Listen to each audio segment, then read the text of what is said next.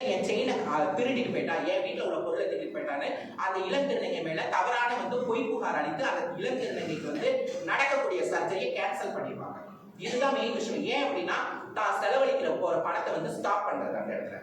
So இதுவும் ஒரு அநீதி அந்த திருநங்கைக்கு நடக்குது. ரெண்டாவது என்னன்னா, அந்த திருநங்கை தன்னை பெண்ணா உணர்றப்போ தான் ஒரு சக பெண்கள் மாதிரி அழகா ஒரு நல்லா வயசுக்கு வந்த ஃபங்க்ஷன்லாம் பண்ணணும்னு சொல்லுவாங்கல்ல, இதுலயும் ஒரு அநீதி நடக்குது. நீ எனக்கு இவ்வளவு கொடுத்தா நான் இவ்வளவு பண்ணி தருவேன் அப்படின்னு. அடுத்து ஒரு அநீதி நடக்கும். என்ன அப்படின்னா, இப்ப திருநங்கைகள் குடும்பமா வாழ்றாங்க அப்படின்னா, நான் இந்த குடும்பத்துக்கு போனேன் அப்படின்னா எனக்கு உண்டான பணம், நான் இந்த வீட்டுல தங்க பண்ணா அங்க ஒரு பணம் செட்டில் பண்ணணும், இங்க இருந்து இங்க ஒரு செட்டில் பண்ணணும், வீடெல்லாம் மாறினா எங்களுக்குள்ளே ஃபேமிலியா வளர்ப்போ இங்கிட்ட மாறினா செட்டில் பண்ணணும். அடுத்து என்ன நடக்கும் அப்படின்னா, மேல கீழங்கிற ஒரு விஷயம் இருக்குது. இங்க இந்த இடத்துல நான் சொன்னேன் பாத்தீங்களா, சீனியாரிட்டி. என்னன்னா, நான் முடிய விரிச்சு போட்டா ஒரு பெரியவங்களை பார்த்தா ஒரு பயம் வரும். முடிய விரிச்சு போடக்கூடாது, அவங்க என் துணி அவங்க மேல படக்கூடாது.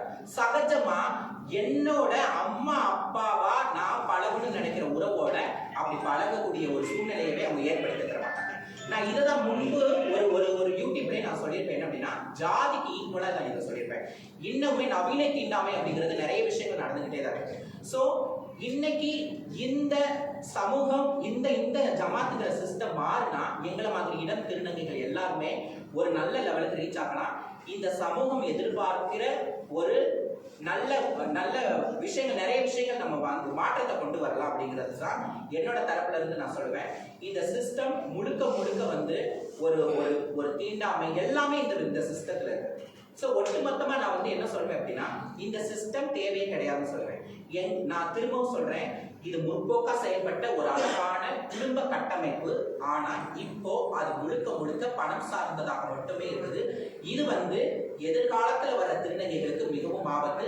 இன்னைக்கு 45 வயசுல ஒரு திருநங்கை அம்மா நான் போர்க்கொடி தூக்குறேன், இந்த மாதிரி நிறைய அநியாயம் நடக்குதுன்னு சொல்ல வராங்கன்னா, நாங்க எந்த சுதந்திரத்துக்காக வெளியே வந்தோமோ அதே சுதந்திரம் வேற ஒரு பாணியில பறிக்கப்படுது. நாங்க அடிமைக்குள்ளாகிறோம், எங்களை கொடுமைப்படுத்துறாங்க.